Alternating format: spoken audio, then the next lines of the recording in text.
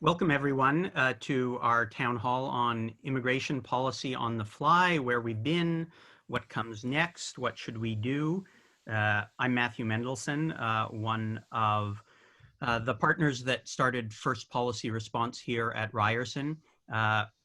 This event is a collaboration between First Policy Response and the Ryerson Canada Excellence Research Chair program's Pandemic Borders webinar series.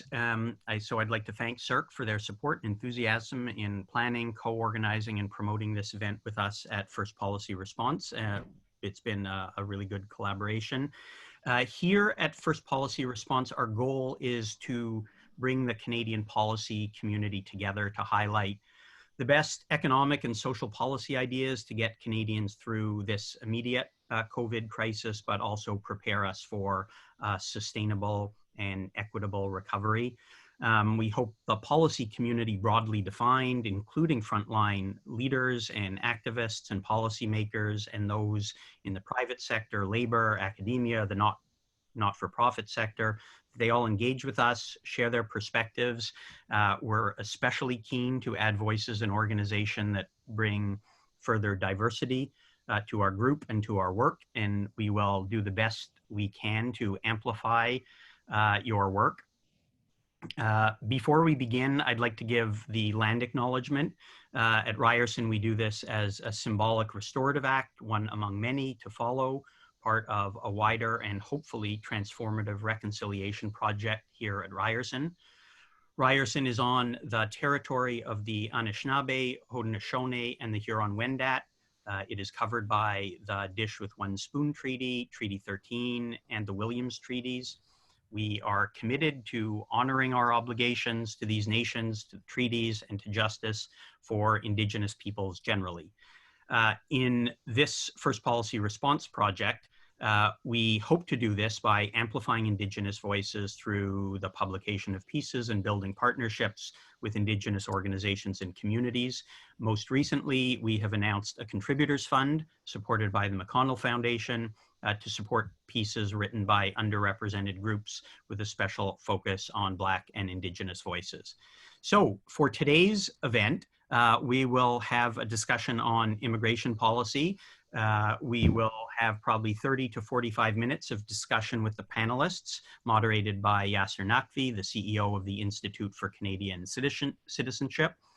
Following that, there'll be some moderated questions from you via Slido. So if you would like to ask questions, visit slido.com and enter the code FPR5. That's FPR5. After the moderated Q&A, we will have an opportunity to have smaller breakout discussions where you will be assigned to a room with one of the panelists and can ask questions or have discussion in a more intimate setting. And you will be kind of randomly assigned to one of those. And we've done a few of these before and it's worked quite well. This is a sold out event. Obviously, no one paid for tickets, so sold is a bit of a misnomer, but we are going to expand this in the future.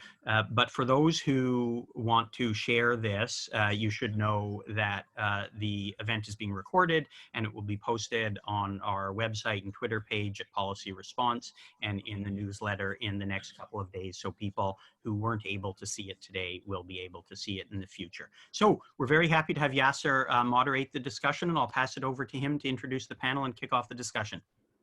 Well, great. Thank you very much, Matthew, and good afternoon, everyone. Thank you very much for joining on this First Policy Response discussion on immigration policy in times of COVID. We have a very distinguished panel here. It's incredible to have these three individuals in one place for this period of time. I think it's going to be a fascinating discussion.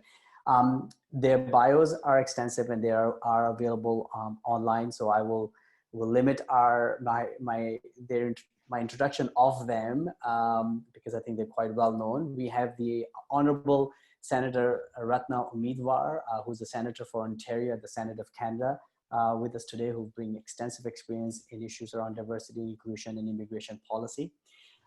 We have Professor Triandafyllidou, who's the Canada Excellence Research Chair in Migration and Integration. and I hopefully as closely as possible properly pronounced your last name. So my apologies if I did not. And we also have Professor Naomi Alboim, who is the Distinguished Fellow, School of Policy Studies at Queen's University and Senior Policy Fellow and Canada Excellence Research Chair in Migration and Integration at Ryerson University. So thank you to all three of you for being here today. Before we get into talking about the present and the future, I thought we talk about the past, which was, and the past I'm talking about was nearly 12, 13, 14 weeks ago. Seems like such a long time ago. Assuming that the pandemic had not happened, in your views, and Senator Omidvar, I'll start with you. In your views, what is the good, the bad, and the ugly of our immigration policy system pre-pandemic? Thank you for that question. And I like the narrative of the good, bad, and ugly, because certainly, notwithstanding the narrative of Canada's exceptionalism, we truly have all those features in our system. I think the really good aspect of our immigration policies is the relative success with which people are able to come, integrate, and it's not perfect, I admit that, and gain a certain amount of social mobility. And this is demonstrated study after study, immigrants, their children, etc. The bad, quite frankly, is the fact that we still have not dealt with some really sticky wickets, unable to, for example, to deal constructively with the licensing of professionals who are licensed in other countries and face barriers to practicing their professions here. This has been sort of highlighted again in the last 13 weeks because of the lack, because of the supply and demand of healthcare workers in this crisis. And the ugly, quite frankly, is the racism that is still experienced in this country, which wants to be just to everybody, and the indicators and the outcomes of that racism are felt most severely by members of Canada's immigrant communities who are Black and who consistently find themselves at the lowest levels of employment take-up, of the highest participation in poverty rates, etc. So it's a nuanced picture. On balance, I would say 14 weeks ago, if you had asked me this question 14 weeks ago, I would have given you completely different answers from what I would give you today. But that's the beauty of hindsight. Absolutely. Anna, your thoughts? What were you enthusiastic about our immigration policy system 14 weeks ago, and what some of your concerns about the system was? Thank you. Well, thank you all, first of all, for organizing this. I'm delighted to be here. Yes, that's a very good question. I think what I'm enthusiastic about in Canadian immigration policy is that it is always ready to learn. It's open to scrutiny, it's open to researchers criticizing, and oftentimes what we see is that the criticism is endorsed, something is tweaked in the system, and things improve. So I think this is, how can I say, a diachronic feature of the system, and it's very good. It's very important. It's also important that I think IRCC is kind of at arm's length from the ministry, and both are at arm's length from the research and stakeholder communities. So there can be, if you want, mutual dialogue, and if you want mutual control, including for us researchers to give us a reality check and say, okay, you're interested about analytical questions, but you have also to be interested in policy. What is the bad? I think the bad, again, for me is Canada has a great, indeed, as Ratna also said, is exceptional in many, many ways. But I think what I'm missing is a bit more of a concern that Canadian immigration policy is a brain drain policy. I keep being surprised positively surprised by the level of talent that Canada is attracting, the level of complex biographies and of people who are both resourceful and resilient, who come to the country, but I cannot stop myself from thinking that these people often were educated in countries like, I'll give just one example, Philippines or Bangladesh, or some African countries that are deeply need these people. Now, of course, we all have one life to live and we all make choices, including myself. But I wonder whether we could do more, not just because I know many colleagues have been interested in avoiding the brain waste and doing more so that these brains are, utilize their capacities to the full. That is, of course, one important concern. It relates also to the ugly that Ratna said, racism and discrimination. But I think there's something also that Canada could implement more of its power and resources to do more of brain circulation, of collaboration and co-development. And I think the pandemic is probably something that has opened this avenue more. As regards the ugly, I think I will agree with Ratna. And again, also me not being Canadian, I admire many things about multiculturalism in Canada, about diversity, about the sensibility towards difference of and intersectionality, different types of differences, but there is still room for improvement. Thank you, Anna. Naomi, I asked this question simply to set the baseline for our discussion around the present and particularly the future opportunities to improve the system. Your thoughts on what was the system like before the pandemic?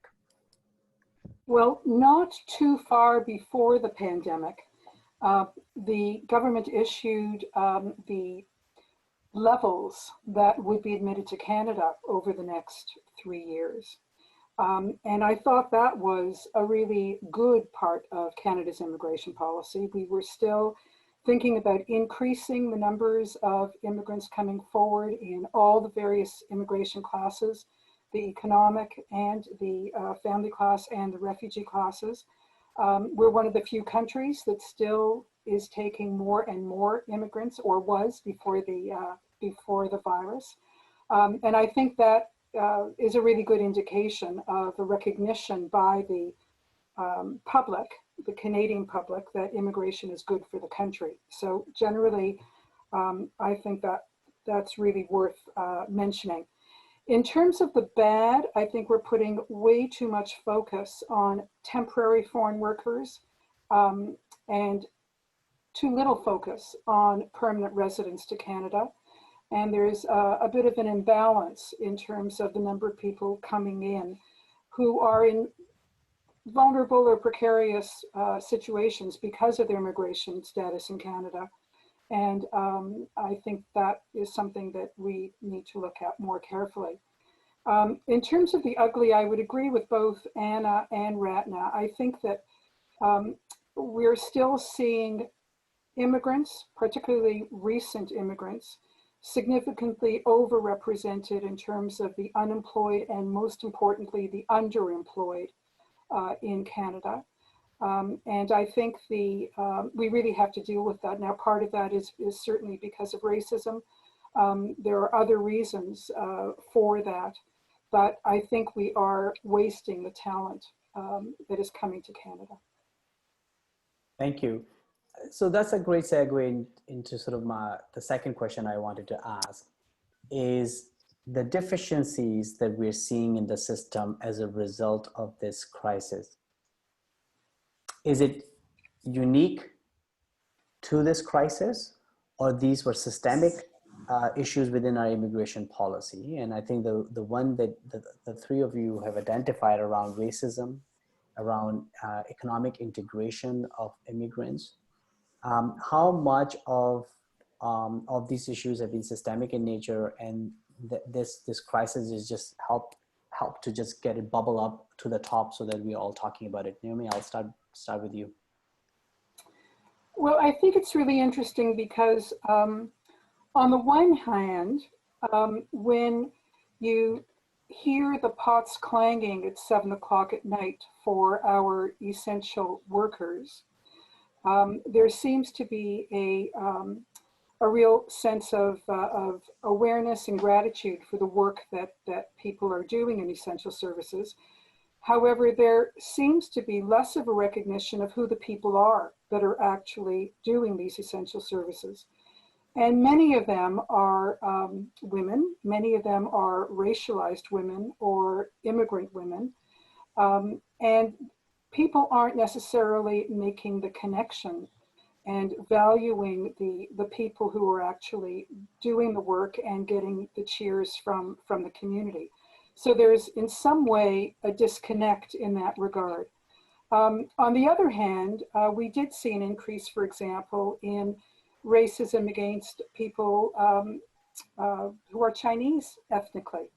And surprisingly, a number of incidents that happened against people who may have been many generations of Chinese Canadians or recent arrivals from China, but who had to confront pretty awful incidents of racism. So I think that there was both. I mean, I think if people acknowledged more directly the value of the people who are providing essential services, whether it's in healthcare, whether it's in nursing homes, whether it's in the grocery stores, and acknowledged that many of them are immigrants and many of them are racial minorities, and really celebrated that fact of the contribution that people made, I think we would be better off.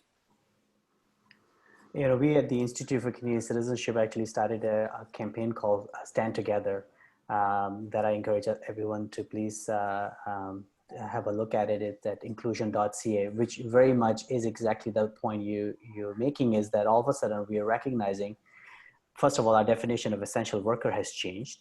There are people who are stocking our grocery shelves to the person who does the security job, and many others. And most of them are immigrants, who are newcomers to Canada, and all of a sudden we have a very different appreciation, and we want to sustain that momentum and that understanding of those individuals under this Stand Together campaign, so that we don't forget them or about them or their plight tomorrow when this pandemic is over. So I appreciate the point you're making.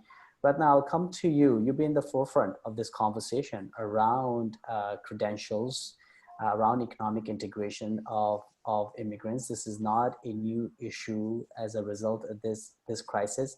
How do you think that this current crisis that is impacting all aspects of our lives helps or hinders further movement on issues around credentials and accreditations of newcomers, which has been, I think, a black spot on our immigration policy? We're good in getting the best and the brightest to Canada, but not as good in getting them fully integrated into our economic portfolio.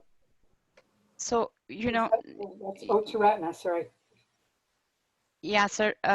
Every crisis creates windows of opportunity. And I'm an optimistic person, even though I have worked on the credentialing issue for close to 25 years and seen, you know, what I would say only incremental change, not transformational change. And I'm not even sure transformational change is within our reach. But the crisis has laid bare the situation in our long-term care homes and the quality of care that people get, the quality of jobs in these long-term care homes, which impact the quality of staffing. And there is a movement now to link the issue of supply and demand of medical professionals in long-term care facilities with the supply of unused talent in Canada. You know, I know that there are community stakeholders that are working up a proposal to make this happen, but there's also the acknowledgement by Canadians, as Naomi has pointed out, that immigrant labor has played a huge role in keeping Canadians safe and secure. And perhaps there's not just a change in the hearts, but hopefully in the minds of Canadians, that when workers are essential, then perhaps they should be paid appropriately in what I would say essential wages. And when they are essential, they should not be excluded as seasonal agricultural workers are. So I'm hoping that this crisis will sort of bring around a coherence in the way we look at the labor market through the lens of immigration, and that we can find some coherence between economic priorities and humanitarian values with a view to low-skilled workers as well. So not just unused talent that is not allowed to practice, but talent that is exploited. So on those two measures, I see some optimism, some pathways forward that we can talk about. Can I just add something to that, Yasir?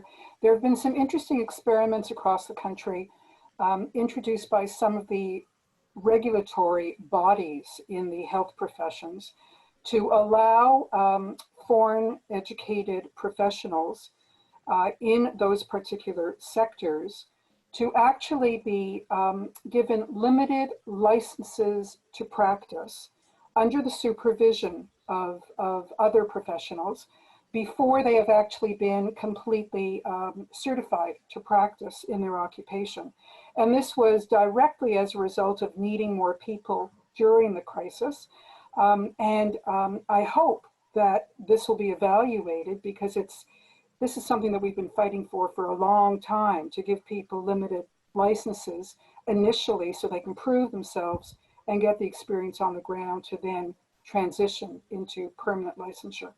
So if I may respond, Yasir, to that, yes, I was really excited when I saw that, but the results have been less than exciting. I understand that the largest numbers of physicians who were not practicing, who've signed up under this provisional license, are actually retired physicians in Canada. So the numbers of internationally trained physicians who have moved in are really minimal. And again, it sort of tells you how wicked this problem really is. But if Canada is to be a country of you know, a successful country of immigration, we have to embrace this problem and use this crisis, I hope, as a way of gaining some traction.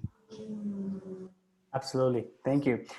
Before I go to Anna, I just wanted all our participants just to remind you to, if you could just put yourself on mute so we can just avoid some of the feedback that we are hearing. Will just make the sound quality that much better. And I just wanted to get your thoughts. You know, we've been talking about some of the challenges within the system that this crisis is highlighting. We're talking about credentials. I think it's kind of linked towards around issues around racism that has come up as well. What are your views in terms of this link between immigration policy and racism? Are these two separate issues in isolation, or there is a far more stronger connective tissue between that?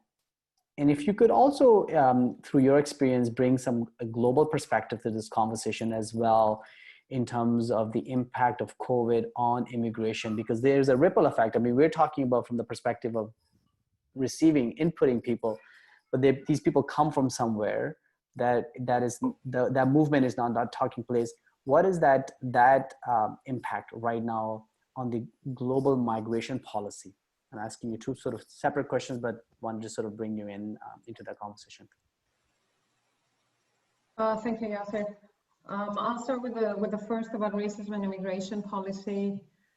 Now, again, maybe I'm not the right person to ask this question, but I don't see a connection. I think it's been a long time since Canada has diversified its immigration policy.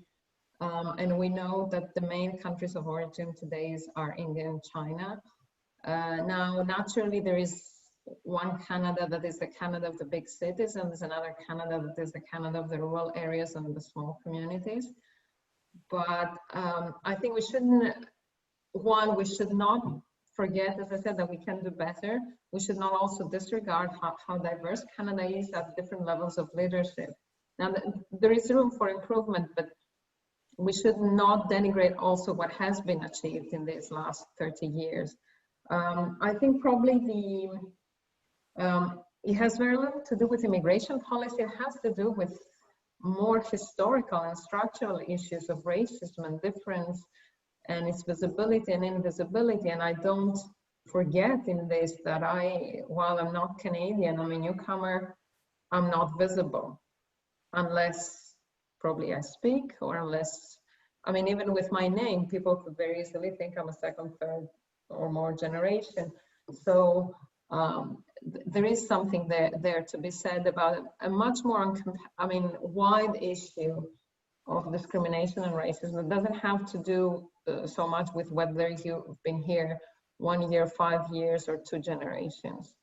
Going to your second question, I think I'd like to be a little provocative and say, with all the tragedy that COVID-19 has been everywhere, it's also a fantastic opportunity for what concerns immigration, because we had never thought of how essential certain migrant workers are. In Canada, but not only, the good migrants that we wanted were the highly skilled migrants, and the farm workers, the people working in the food processing industries, the people working in, supermarket tills. They were these disposable laborers it was them who wanted to come, and the destination countries were benevolent enough to give them jobs. And now it's been, things have been kind of balanced a little bit, because we realized how important they are, and that you don't need to have a PhD to be an essential worker, and you don't need to earn exorbitant features, because exorbitant numbers because you're an IT engineer, or I don't know, a physician, or some other coveted profession to be important. And actually, I think relating to your question, COVID-19 has exposed some of the structural problems of the system in Canada and elsewhere with regard, for instance, to the possibility of seasonal workers in agriculture. Well, first of all, in Canada, it's much more regulated also for geographical reasons. In other countries, it's not so tightly regulated. But to show that these people need to have full socioeconomic rights, need to have proper living and working conditions, proper protection. They need also, if you want to be protected from racism and from exploitation, certainly. And this is in other places as well. Of course, I'm thinking more widely North America and Europe as main destination areas for such workers. I think also it has made very apparent the need for seasonal workers to have a path to long-term residence and to citizenship, regardless of the system that each country has. And probably Canada and I don't know, Denmark and Italy have very different systems, but they all have seasonal farm workers. And the other, I think, positive thing about this tragedy of the pandemic has been vulnerability. We suddenly all realized what it means to be vulnerable.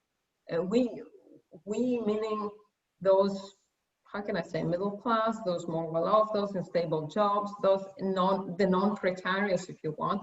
We felt we had everything under control. Of course, there could be ups and downs, but we had things under control in our lives. And suddenly the pandemic shows us how we are all vulnerable. And I believe this can open a channel for showing more empathy about those who are more structurally vulnerable for conditions outside outside their choice, because as we know, the biggest bet in this life is the country where you're born. This is what defines your longevity, your health, your employment, your education. So it's just a matter of good and bad luck where you've been born. So to feel more solidarity also transnationally, but also domestically with regard to different groups of people. And I think we should not lose this momentum. Ratna and Naomi, I mean, and Anna is questioning our point system, which tends to pick the best and the brightest of the world, the middle class, the professional class, to come to the country. And of course, we've created a system that is self-serving to our needs. What is your response to that in response to the COVID crisis? I think Naomi, go first. Go ahead. I actually agree with Anna on this. I think we have tilted the balance in terms of our economic principal applicants way too much. I mean, it's sort of, you know, the more human capital, the better.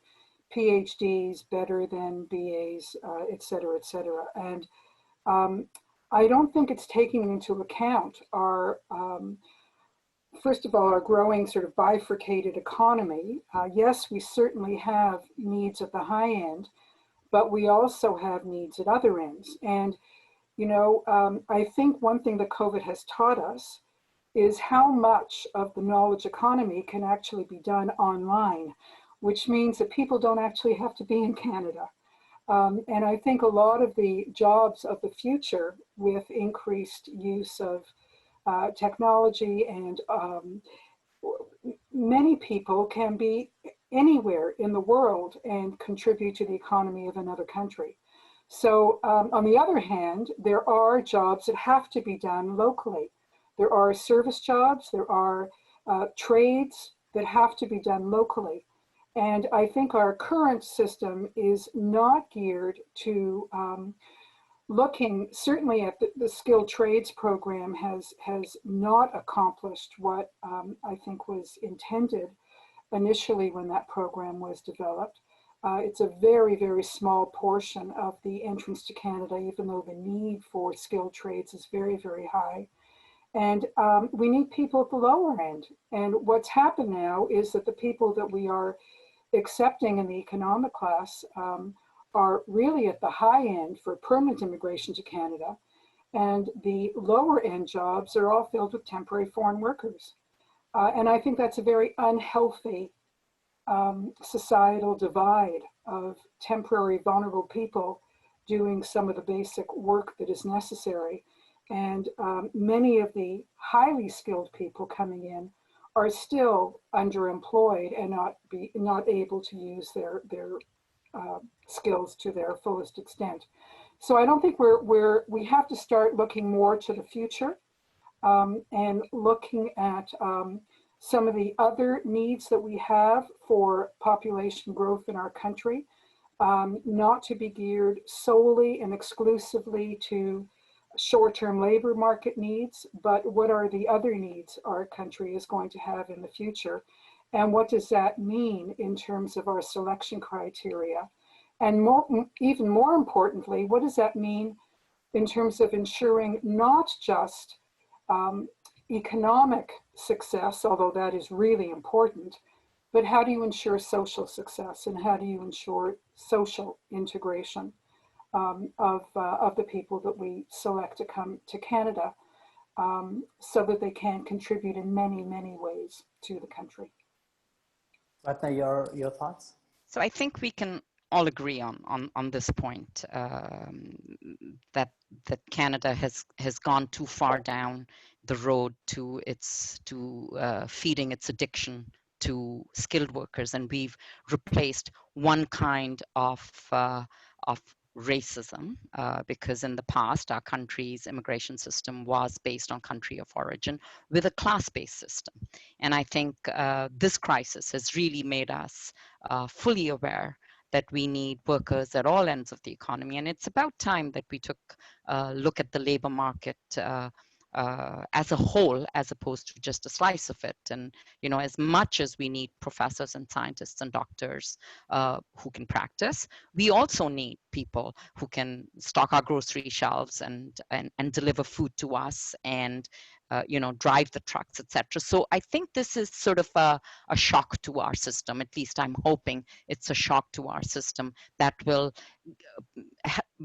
force us to pivot and re-examine the way we set up our immigration policy. But I would also point out to the first part of your question, Yasir, I think you asked Anna about racism in our immigration policies. And even though I'm really happy to hear the comments from Anna, who's a new immigrant to our country, and others who really admire our system, there are still leftover, deeply embedded racist expressions in our immigration processes and systems, not maybe in our policies so much. And I'll just give you an example. How many visa posts are there actually in Africa? Okay, so that's one question. Why is it that family reunification is pegged, the criteria is pegged to an income level that brings it out of reach for low-income immigrants? And we all know that family reunification spots are hotly contested. And whereas wealthier immigrants have access to the super visa, which allows them to bring parents and grandparents for longer periods of time, you know, low-income immigrants, who I would argue need the help the most of their parents, are barred from making full use of this instrument. And finally, one of the most clear expressions grounded in policy that works against the people at the bottom of the ladder, that is seasonal agriculture workers. And I learned this when I worked with Matthew on the Moed School's what was it called, Matthew? The study on employment insurance. And I've been following it ever since then. Agricultural workers must pay into CPP and EI. They must pay into those. They can never hope ever to access them. So there's a law that says, a policy that says you have to pay into this, but there's also a policy that says you'll never gain any benefits from it. And the injustice of all this deeply embedded, what I would call racism, you know, it needs to be aired. It needs to see to have the sunlight shine on it, and we need to do something about it. And I'm certainly hoping that this opportunity that the crisis has provided us will force us to look inward and do sort of almost an audit of where our immigration policies fall short of our aspirations. Yasir, if I could just add one thing there. What really struck me about the COVID crisis and the federal government's response to the COVID crisis in terms of benefits that are available to people, for the first time that I can remember, temporary foreign workers and international students are now eligible for federal benefits that they were never eligible for before. So temporary foreign workers are eligible for CERB, and they can, the monies that they earned abroad can count for their qualifications for CERB. Temporary foreign workers for the first time are actually eligible for unemployment insurance or employment insurance. Amazing. Now we'll see whether that lasts, who knows? And employment insurance has its own problems. But for the first time, both temporary foreign workers and international students are eligible for federal programming that they were not eligible for before. It's a very interesting point you're raising, because I think we all know how much governments love pilots, and we do pilots because one, it's one way of doing incremental change. Two, it gives you data. I think the analysis that will, this is a bit of a pilot that is happening on those fronts, as Naomi, you mentioned, and it will be very interesting to see the data that comes out of it for analysis purposes. Matthew will know a thing or two about that, given being served in public service, both provincially in Ontario and federally, as to the value of that data and how that data can hopefully impact some policy development moving forward on these type of issues that we are discussing here today. I just want to remind everyone that you can post questions on Slido. I'm going by memory, but I think the code was FPR5 that you can type in. Sahar is giving me a thumbs up. That's fantastic. And I will do my very best to post your questions. And I will go to one of those questions. That's something that I have in my mind, because I think it's starting to come up in conversations as we are starting to hopefully wind down the impact of this pandemic and starting to look at the recovery phase in our society and our economy. And it's a question that David is asking, which is, how should government balance the lack of need for more workers in a down economy? We're looking at roughly about 13% unemployment rate right now, with the long run need for immigration to fill labor gaps and counter an aging society. In other words, I'm sure we all are hearing that this is not the time to bring people in. We've got high unemployment. Let's focus among ourselves to fill those jobs. Though the government has set a target out, and I think one of you mentioned, right, the target in the outset in one of your answers. Should the government stick with the targets, or should there be a pause or a different approach as we enter into the recovery phase? Ratna, why don't I start with you? Thank you. So thankfully, our targets now run over 3 years. And I really commend the government for taking a slightly longer view of the flow of people into this country. So we don't have to actually,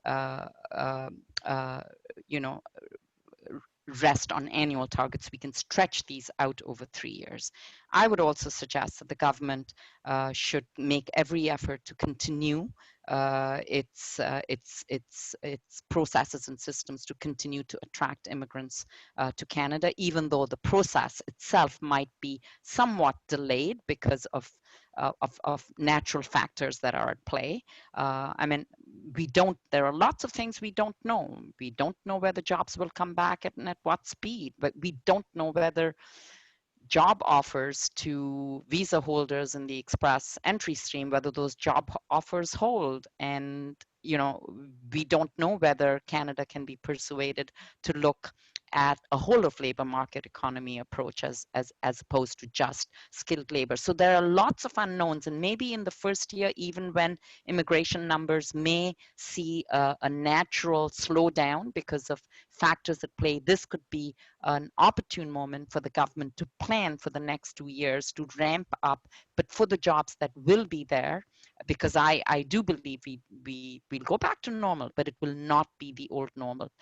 This disruption will create stresses in some employment sectors, but hey, with the government's intent to be hopefully self-sufficient in PPE and certain pharmaceutical drugs, we may actually see a return of some manufacturing jobs. And so again, we'd have time to calibrate our plans and look for the people to meet a post-pandemic economy as opposed to the old economy. So I will say steady as you go, maybe hold back for a little time as we recalibrate and as jobs come back.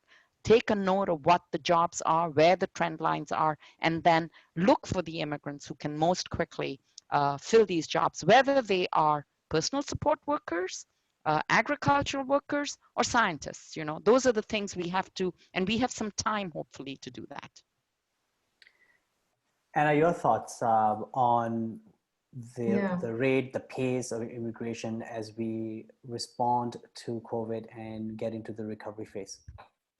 Well, first of all, it is my understanding that we're not changing the targets. And as Ratna said, there is flexibility. At the same time, we know the targets for this year won't be met just for the sheer fact that people cannot travel. But this allows for next year, the year after, to have to exceed the currently allocated target. I think Ratna is very right to say we're not going to go back. It's not like that these 3 or 6 months were a bracket. We bracket them out and we go back to where we were. We go forward to a new situation, and perhaps, yeah, there will be some new sectors and some new industries that will see an increased value and increased demand. I'm thinking certainly PPE and pharmaceutics. I'm thinking the sheer discovery, the sheer invention actually of the vaccine or of some cure will be a huge boost for the pharmaceutical industry. I'm not an economist, but I can only think of the many millions of vaccines that Canada and the world over will need. So that is one element. Then we've seen, online trade. We've seen online platforms boost their business. I think we've seen that we need perhaps to rethink of the way in which some essential sectors of the economy, like the food chain industry, works. Naomi was speaking earlier about remote work and what I would call digital reshoring of work. Now, I see a lot of promise in this, but I see also a lot of threat, because that means you can have somebody delivering a university course, say at Ryerson, but the person is located, say, in Argentina, so would do the course for instance, 1/3 of what a Ryerson faculty would be paid. And this is only to give one example. So I think we need to be careful there. And we know that this is a process that is happening with platforms that facilitate digital work and digital partnering and digital value chains around the globe. But this is certainly something that it was coming anyway. And I think that the pandemic has made this process go fast forward. So we need to think of all these issues. And actually, I wonder, Ratna, so if somebody, I don't have an answer to this, but if somebody was coming with the express entry system and then the job offer doesn't exist anymore, what happens to them? That is a good question, and that may be something that the IRCC could think about and find flexible solutions, because we shouldn't forget, I'm not forgetting personally, because we're waiting for a few international researchers that we had recruited at the Canada Excellence Research Center at Ryerson, and they're stuck. Some of them should have been here in May, others one in May, one in June, and we have several coming in October, and I doubt they will make it for October. And we are keeping the offers because fortunately things have not changed that much for us. But what would happen if the offers didn't exist and these people had packed and were ready to go? This is, I think, an important element where I think the Canadian capacity of common sense thinking and common sense, what I would call common sense innovation, is important. And I'll leave it at that, I think. Naomi, as you answer this question around the approach to number of immigrants, perhaps you can also address the question to any backlash towards immigrants in a climate where you've got high unemployment rate. That tends to be, right, we blame somebody else when we don't have a job, so we're not immune to that. And so Pedro and others are interested in asking panelists the question around how do we frame the conversation, the narrative around immigration in this climate when unemployment rate is high. So just a little bit of history. We used to have an immigration policy that turned the tap on and off depending on unemployment rates in Canada. Under the administration of Brian Mulroney, he changed that, and he said, no, we have to think about not just the short-term labor market needs in terms of immigration policy. We really have to think about the long-term economic needs of the country. And given the aging population and given declining fertility rates, he felt, his government felt, that it was important to maintain a steady stream and in fact an increasing stream of immigration even during times of unemployment. Now what we have found is that seems to have worked, but there is some scarring that happens of immigrants that arrive during an economic downturn. And if we are going to continue bringing in significant numbers, which has its benefits, by the way, in terms of contributing to the economy. I mean, for every immigrant family that comes to Canada, they have to get established. They have to buy furniture, they have to rent a house, they have to, some of them purchase cars, whatever it is, they do contribute to the economy over and above whatever contribution they make in the labor market. But if we do bring in, and I think we should continue to bring in significant numbers of immigrants, we have to both talk about society's response to that and how do you ensure that the population understands the longer term objectives of immigration policy. And I think Canadians basically get that now. But we also have to make sure that we mitigate as much as possible the scarring that may happen to that part of that first generation that arrives. I think, though, that what we really have to look at is the balance between temporary foreign workers and permanent residents. And maybe we don't need to bring in as many temporary foreign workers during an economic downturn.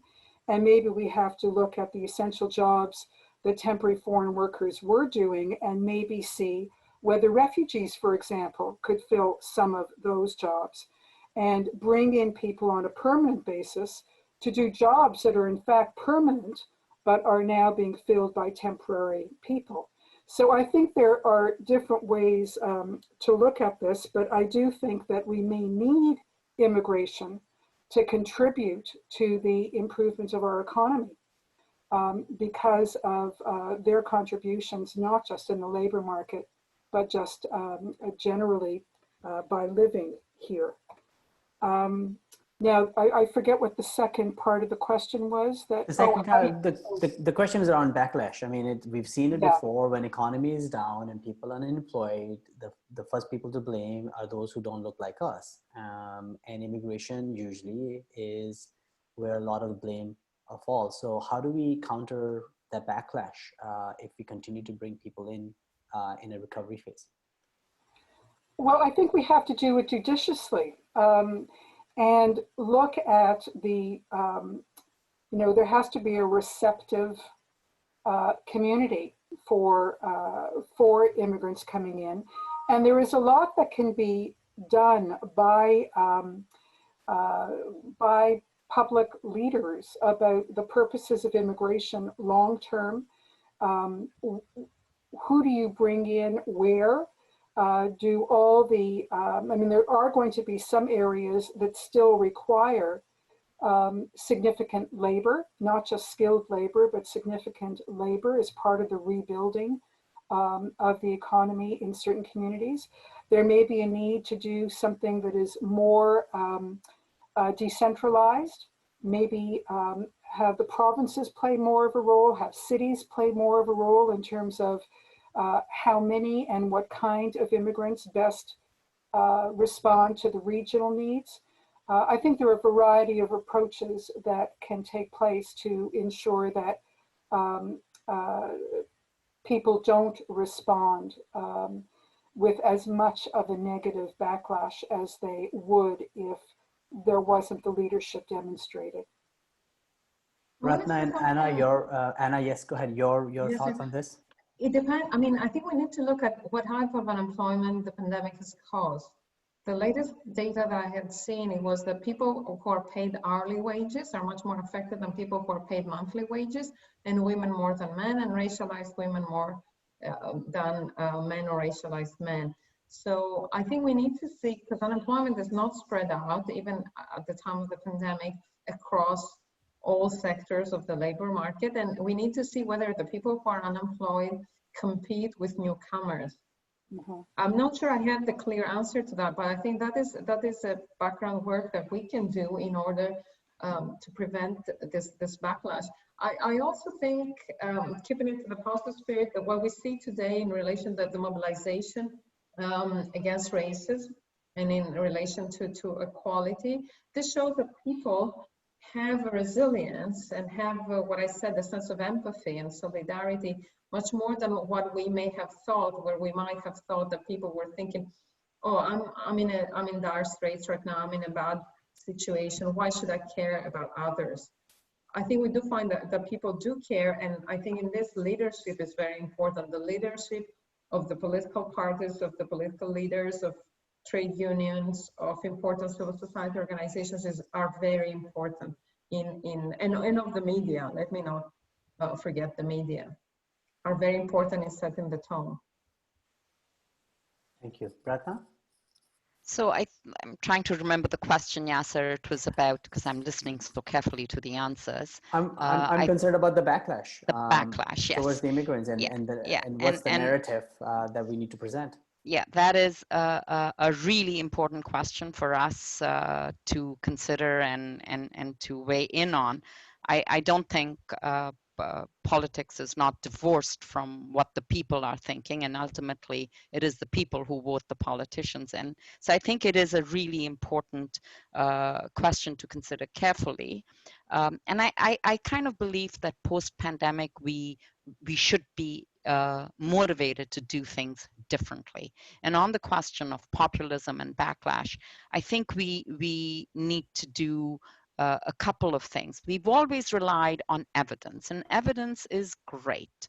And I use evidence in the Senate every opportunity I can, and I am stunned every time that evidence is counteracted by one anecdote. Then anecdotalism takes over the evidence. So I've come to believe that yes, evidence is important, but we must boost it with other strategies.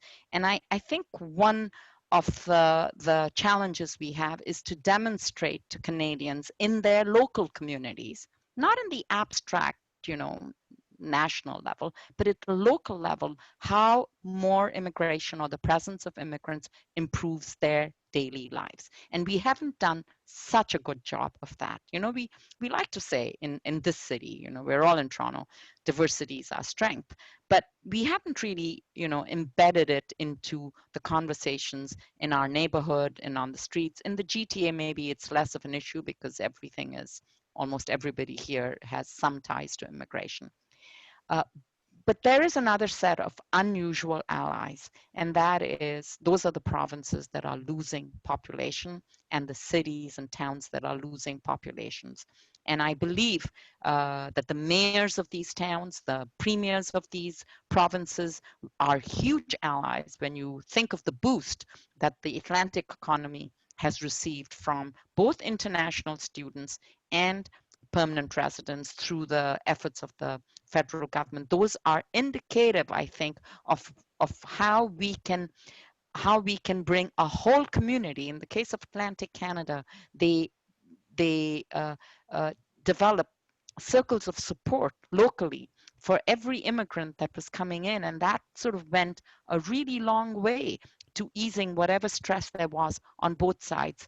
And those communities are strong champions of immigration, not only because they know that their future relies on increased immigration and increased population, but also because they've experienced it firsthand. So I think we need to stop talking about in purely abstract terms and evidence and economic terms, but in terms of how it impacts you at a real level. Now, some people will always say, it doesn't impact me positively. I've lost my job and I know that an immigrant took the job at a lower rate. So I don't think you can keep all the people happy all the time. But as long as we can continue to shore up the support for immigration with the mainstream of Canadians, I think that is something that we can do and we must do. Well, thank you. Believe it or not, we've been talking for almost an hour. And time really flies when you've got such an important and conversation and with such thoughtful individuals taking part in it. But I'm being told that this is the time that we have to go into our breakout sessions. It's going to be a little truncated. We'll probably spend about 15 minutes or so in our breakout sessions and then reconvene back as a group to sort of report back on some of the issues and the themes that we have discussed around immigration policy in times of COVID. And then wrap this session by 4:30 this afternoon. So Sahar, I'm looking at you as to whatever the background magic that will take place to take us to our breakout rooms. Thank you. Okay, I think people are trickling in, and great. I know the discussion was fairly brief in terms of our breakout sessions. So apologies for that. Where we are now is just to do a bit of a report back from the leads for each breakout session. I'm going to look for my list, but I knew Matthew was the lead in the breakout session I was in. So Matthew, why don't you start with a report back and then I'll call out the others. Great, thank you. I'll just make, I think, 4 short points. I think there was a good discussion of whether this is a moment to have a transformation, more ambitious policy, or whether kind of trying to get through the crisis and then return to a new normal with small tweaks. And so that was an important element of the discussion. And I won't try and give a consensus of the room, but obviously many of the people who are engaged with that are looking for some bigger changes. Particularly around continuing to trying to really focus on bringing young people into the country.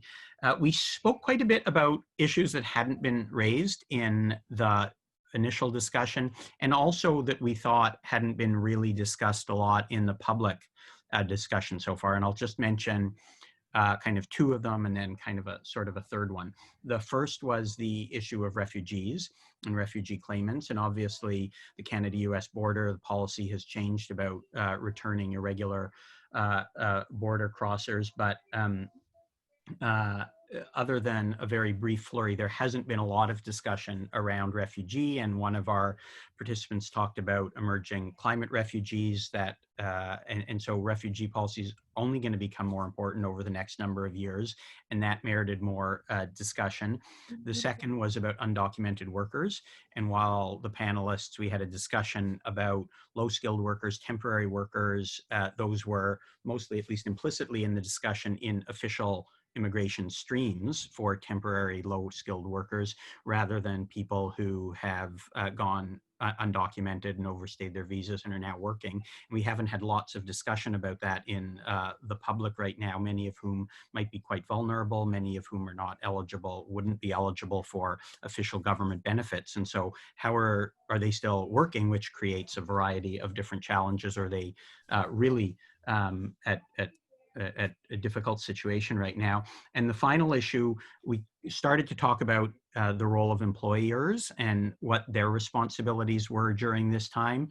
And we were just starting to talk about, following very closely the evolving policy discussions and debates, because the government is making changes in real time to all of these policies and the obligations on employers and the obligations on employers.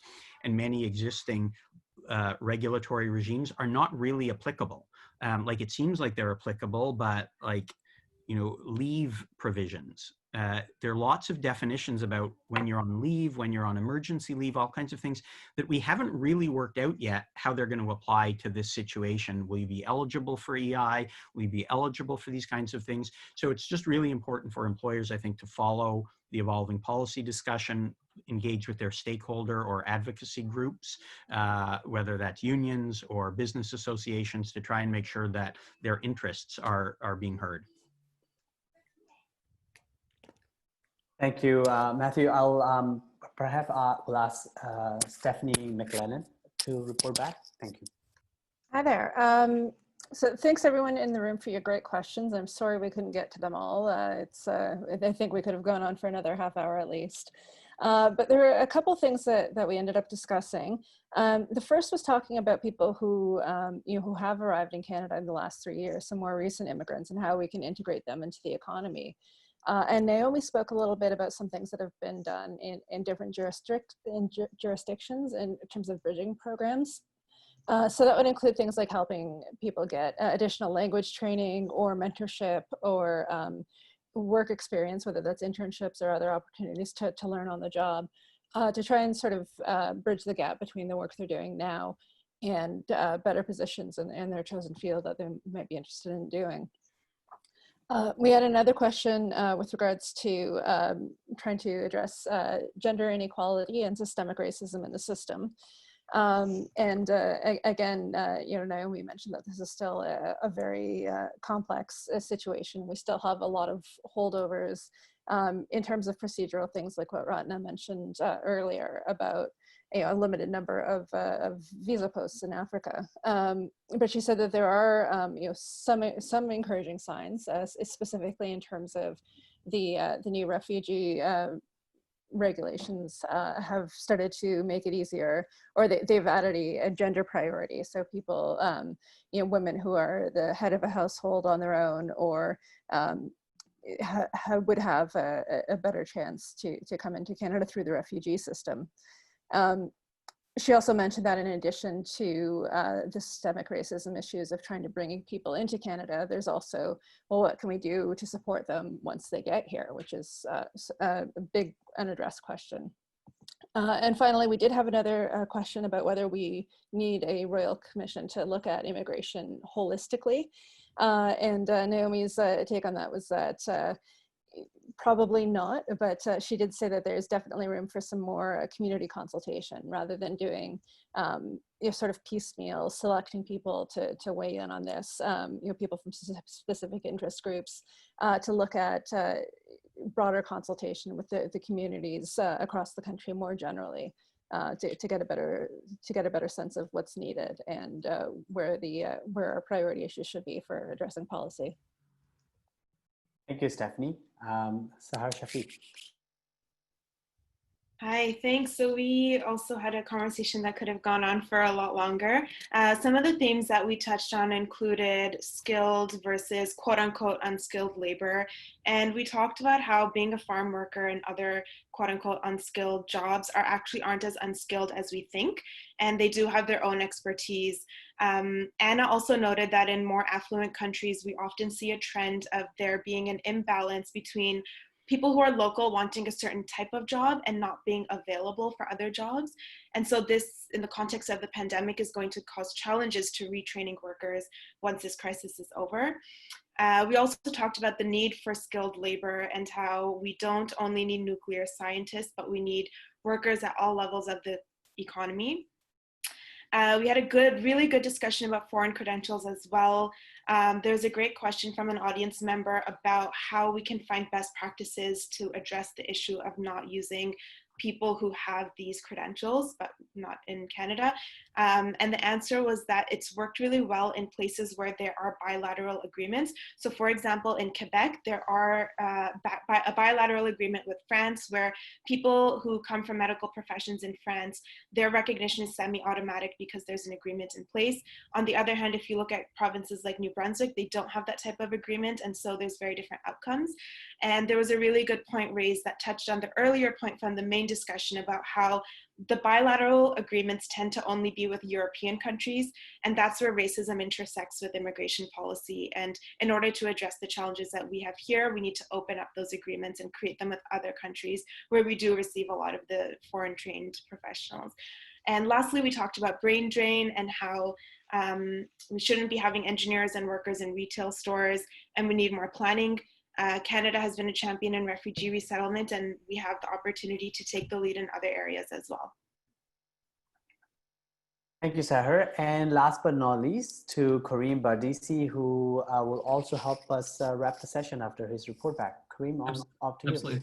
Thank you, Yasir. So Ratna Omidvar was the guest in our room, and our discussion focused on the local institutions and the local policy levers that need to be made available to really create that truly welcoming immigrant experience. It was noted by Ratna and the questioners that that there is that role that goes from it's not just national policy, that there are local intermediate institutions, parks, schools, healthcare institutions, which is where the lived experience of immigration is often first felt and most often felt, and that those institutions have to be more responsive. And so maybe a call to action to any policymaker here who's not working directly in immigration, that there's more opportunities in the view of the folks in our room anyway, to see non-immigration policy places playing more of a role in immigration settlement.